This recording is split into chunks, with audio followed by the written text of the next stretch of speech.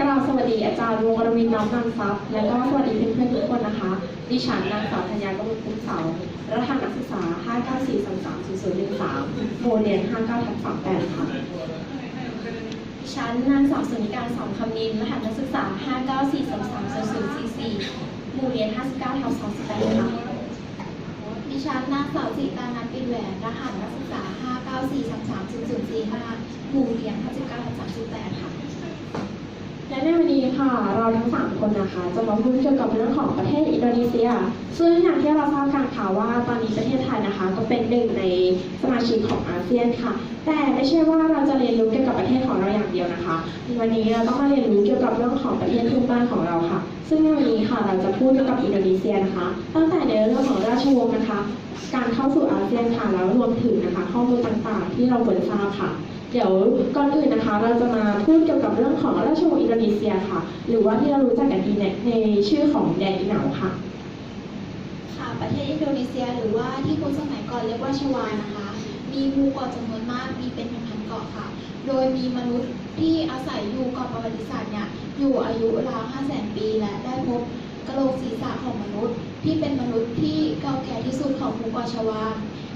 พบอยู่ที่หมู่บ้านแซงกิลันแล้วก็ได้พบกะโหลกศีรษะของมนุษย์โบราณอยู่ที่ฟลอเรสอายุราว 18,000 ปี โดยที่แล้วก็มีนักโบราณคดีได้อ่านจารึกของประเทศอินโดนีเซียในจารึกของอินเดียว่าอินเดียได้กล่าวถึงดินแดนหนึ่งที่อยู่ทางทิศตะวันออกของประเทศอินเดียว่าเป็นอันตราทวีปชวาทวีปและมีความเจริญรุ่งเรืองในศาสนาอิสลามในพ.ศ. 340 ค่ะ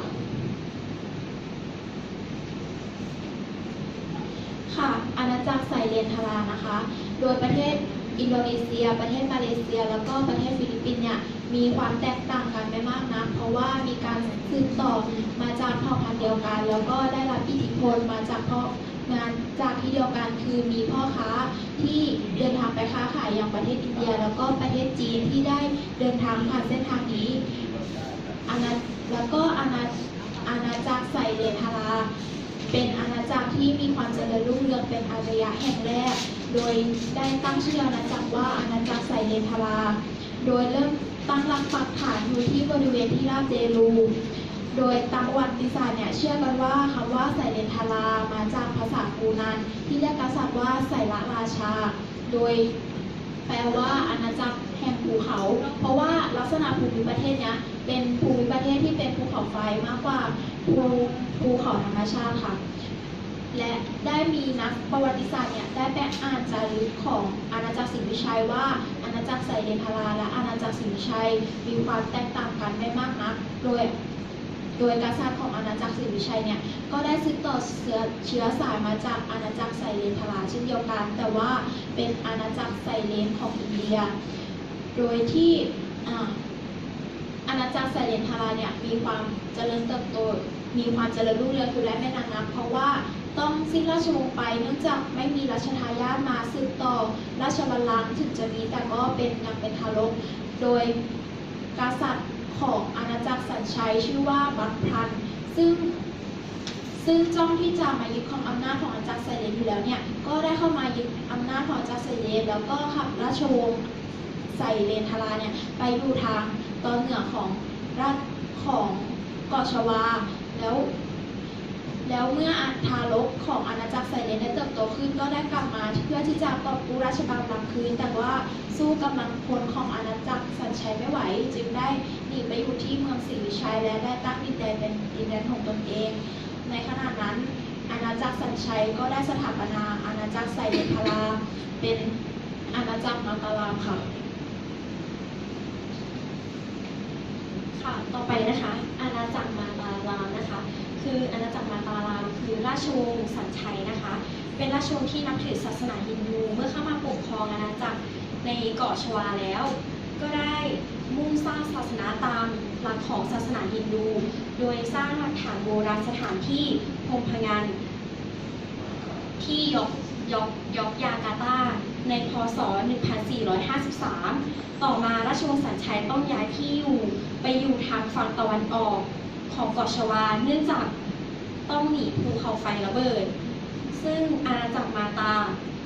มีอายุสั้นคือปกครองได้ไม่ถึง2 ทศวรรษก็ถูกปลงพระชนโดยกษัตริย์นี้เป็นผู้ให้มีการแปลคัมภีร์มหาภารตยุทธนะคะซึ่งเป็นครั้งแรกในประเทศอินโดนีเซียในพ.ศ. 2539 กระทั่งในพ.ศ. 2949 อาณาจักรได้สิ้นสุดลงเมื่อราชวงศ์ศรีวิชัยนะคะได้ร่วมมือกับบาหลีเข้าโจมตีเมืองหลวงอาณาจักรศรีวิชัยอาณาจักรมาตารามแล้วปลงพระชนกษัตริย์ธรรมวงศาจากนั้นราชวงศ์ศรีวิชัยก็ได้ครอบครองเกาะชวาจนสืบเนื่องมาถึงทุกวันนี้ค่ะ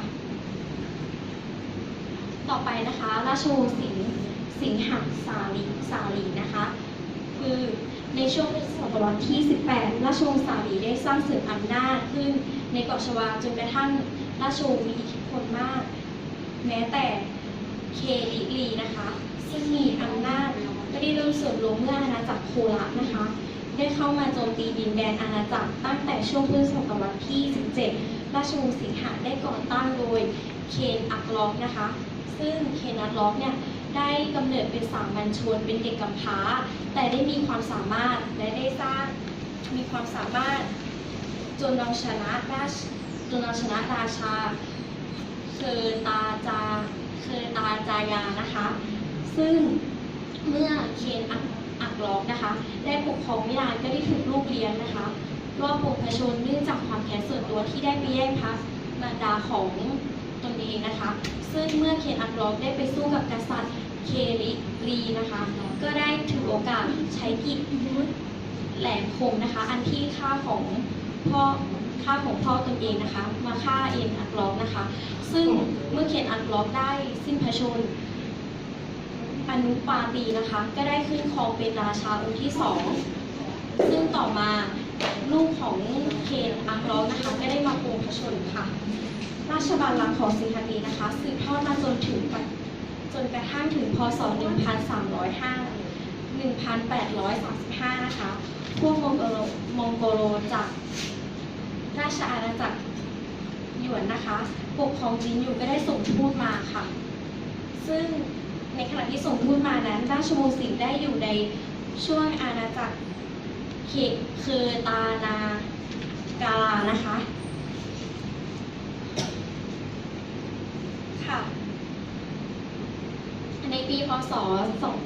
1836 นะคะมองโกลเนี่ยได้ยกทัพขึ้นมายึดแทน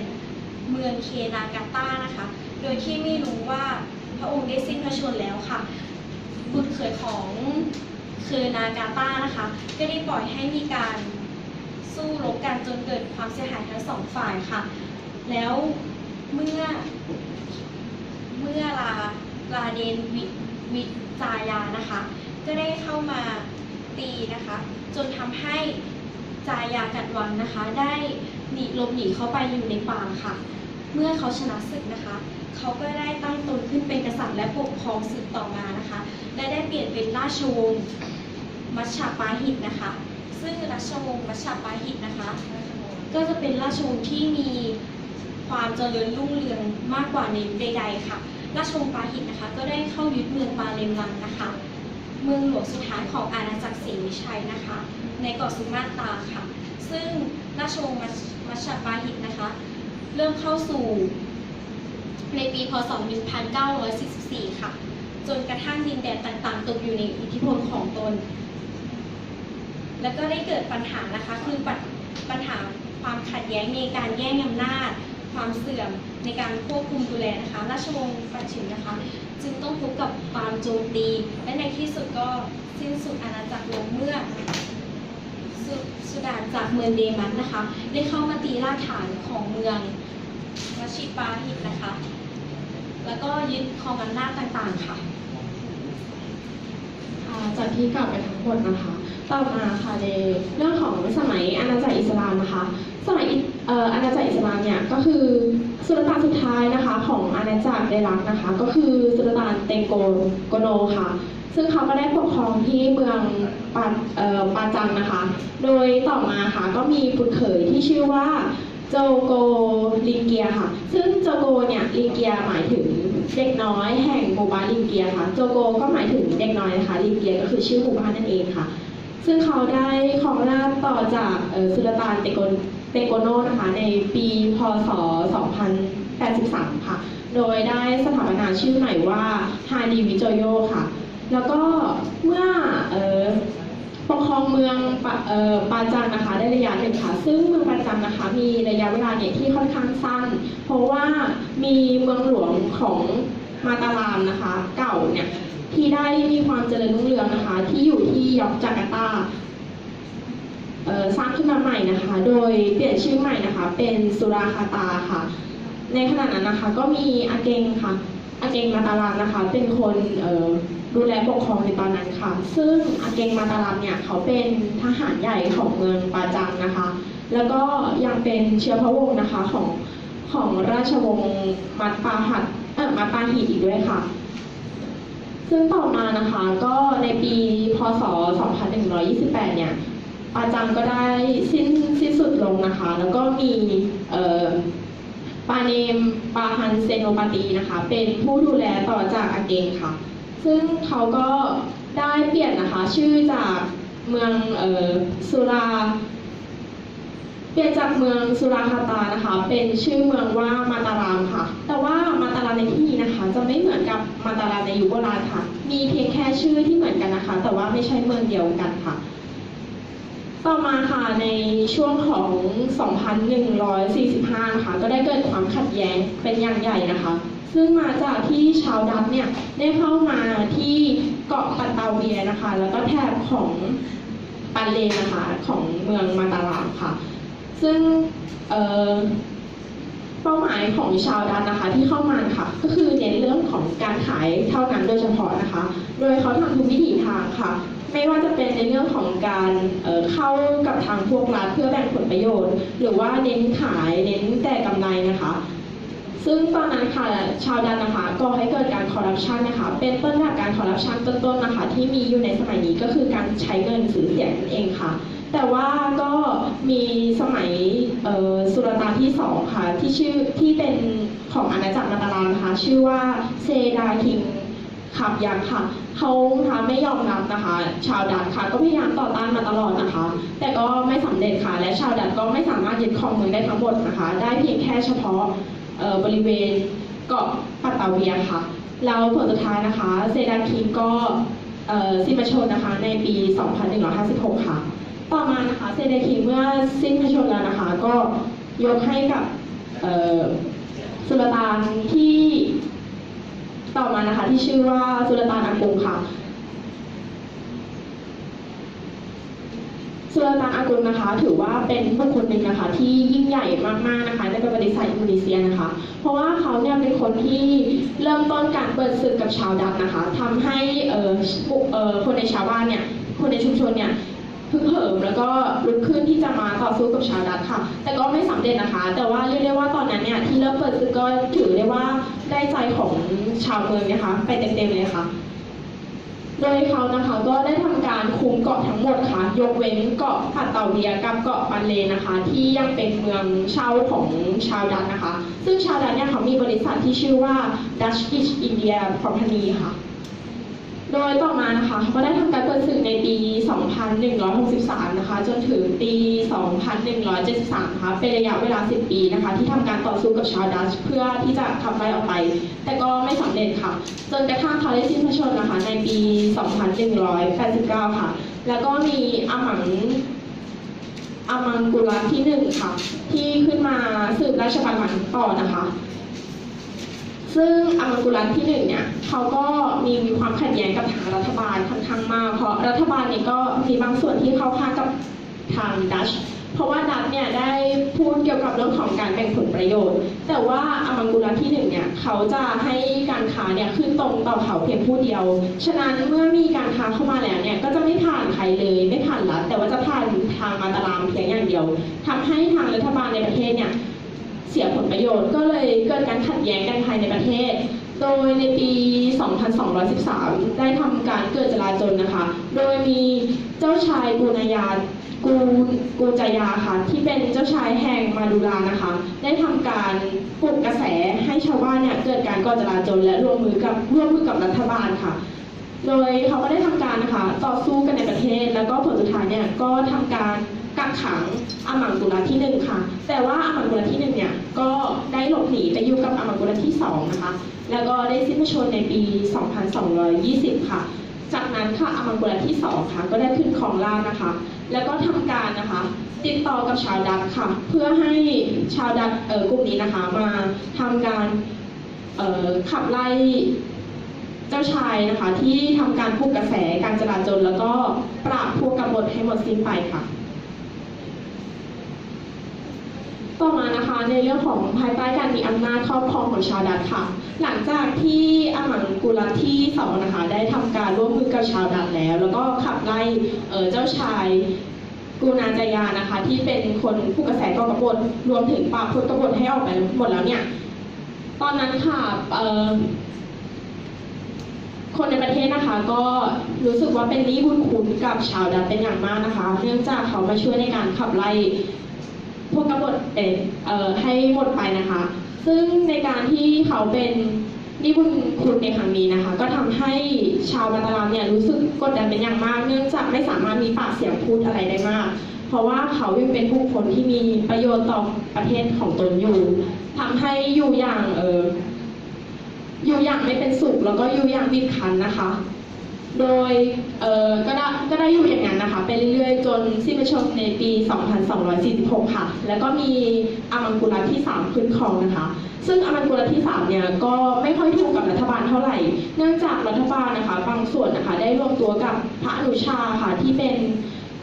อนุชาของอดีตสุลต่านนะคะองค์หนึ่งชื่อว่าปากูพูนาค่ะซึ่งปากูพูนาเนี่ยก็ได้เข้าร่วมกับชาวดัตช์นะคะแล้วก็รัฐบาลบางส่วนค่ะ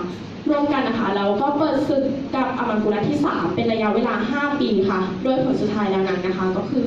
ปากูพูนานะคะก็เป็นผู้ชนะนะคะแต่ว่าในขณะที่ปากูพูนาเนี่ยเป็นผู้ชนะนะคะก็ได้รู้สึกขมขื่นเพราะว่าชาวตะวันตกหรือว่าพวกดัตช์เนี่ยก็ได้ทำการกดขี่ข่มเหงนะคะแล้วก็เอาเปรียบเอาผลประโยชน์นะคะทางการค้าทุกอย่างค่ะโดยตอนนั้นนะคะผ่านมาในปี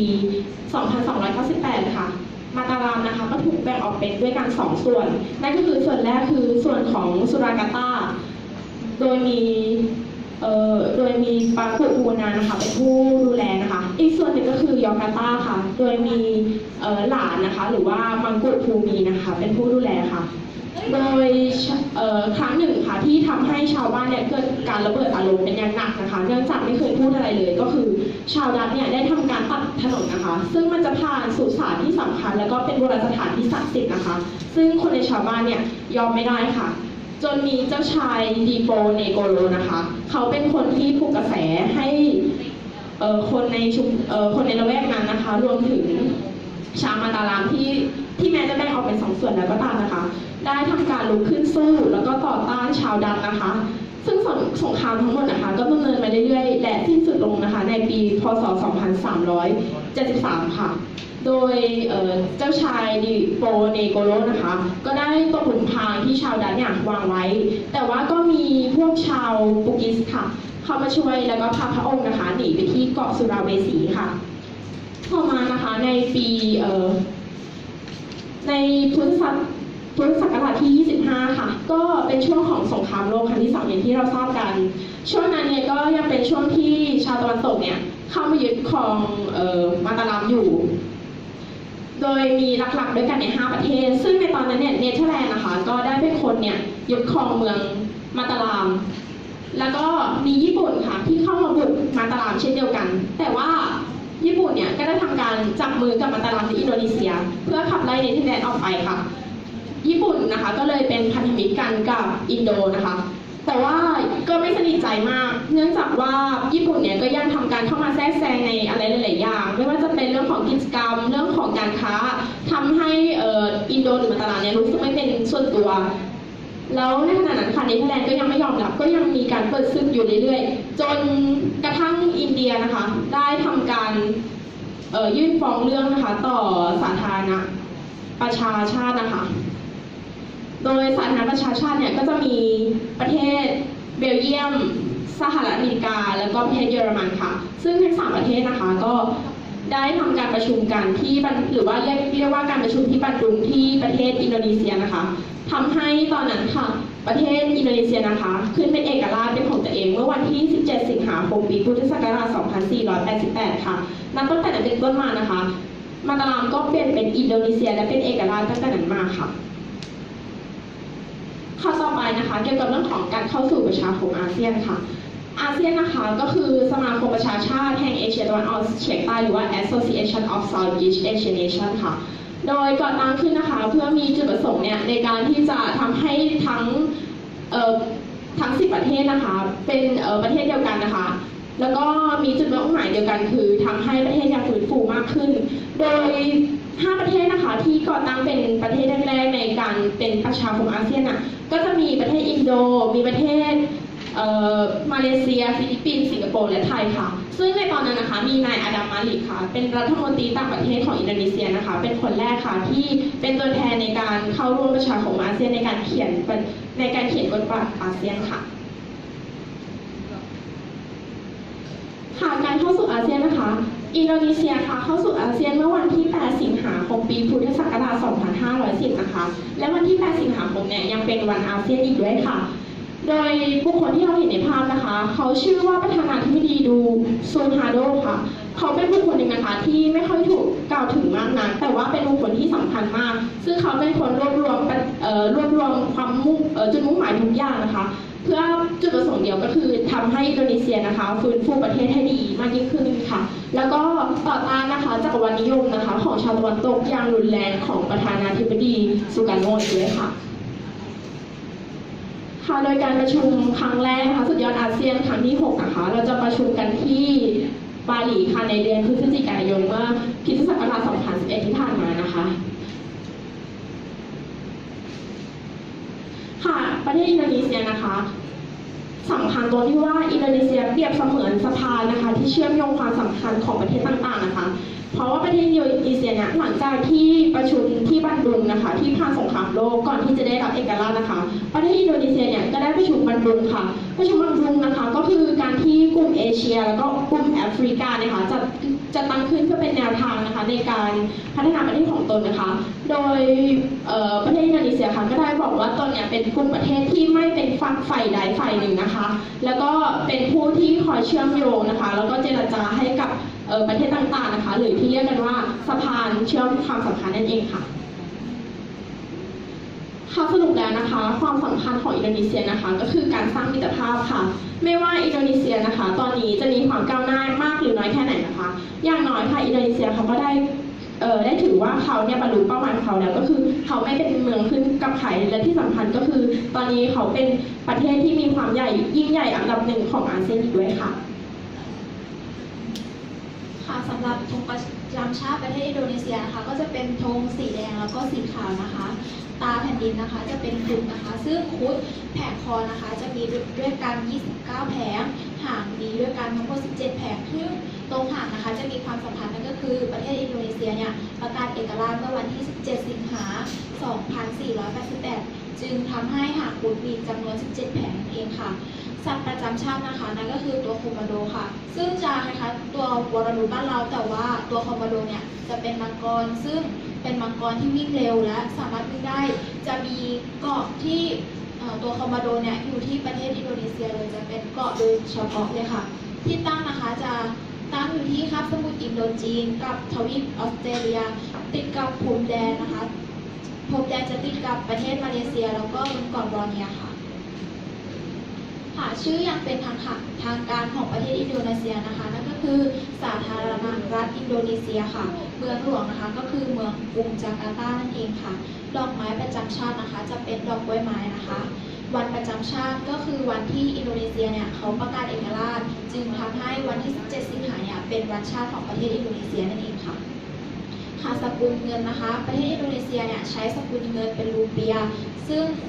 จะแตกต่างกับอินเดียเพราะว่าอินเดียใช้เป็นรูปีอาจจะสับสนกันนิดหน่อยนะคะรหัสโทรศัพท์จะเป็นรหัส 62ส่วนบ้านเราจะเป็น6668นั่นเองค่ะภาษาราชการอย่างอินโดนีเซียเนี่ยจะใช้ภาษาของตนเองนั่นก็คือภาษาอินโดนีเซียเป็นภาษาราชการนั่นเองค่ะศาสนานะคะประเทศอินโดนีเซียจะเป็น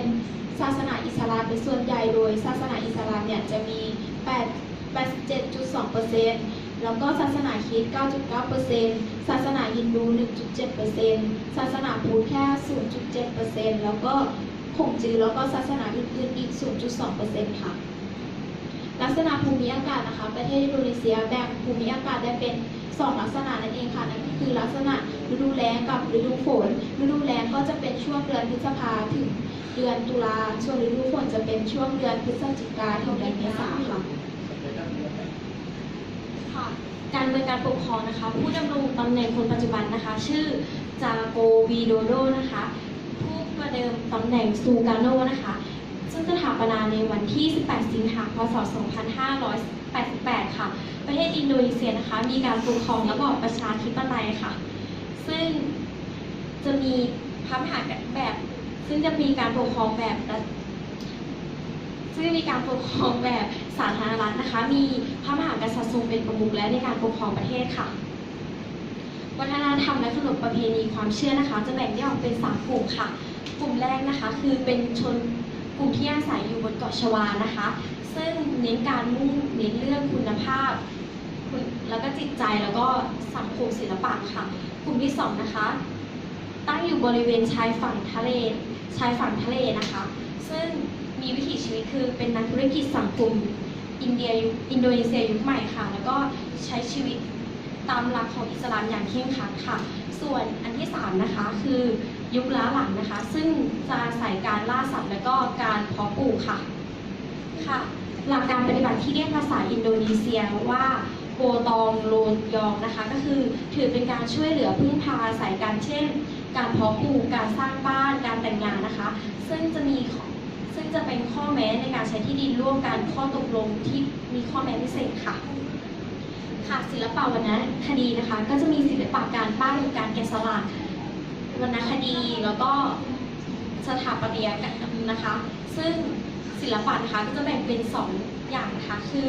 แบบสมากาตานะคะคือการแต่งกายโดยการที่เอาผ้าแพรมาพาดบ่าแล้วก็วงมโหรีก็จะมีความนุ่มนวลค่ะส่วนแบบที่2นะคะก็จะเป็นแบบยอกยากาตานะคะคือจะใช้ผ้าแพรคาดเอวนะคะส่วนจังหวะมโหรีก็จะไม่นุ่มนวลค่ะต่อไปนะคะการแต่งกายนะคะผู้หญิงก็จะใส่ผ้าแคบาย่านะคะคือจะใส่แขนยาวคอแหลมนะคะแล้วก็ผ้าเนี่ยจะรัดรู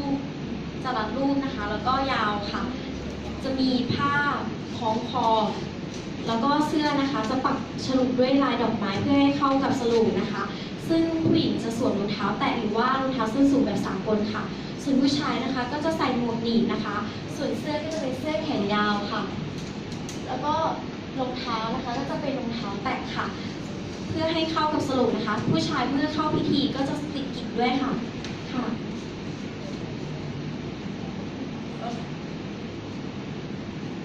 สำหรับวันนี้นะคะพวกเรา3 คนค่ะก็ขอจบการนำเสนอนะคะประเทศอินโดนีเซียเพียงเท่านี้ค่ะขอบคุณค่ะ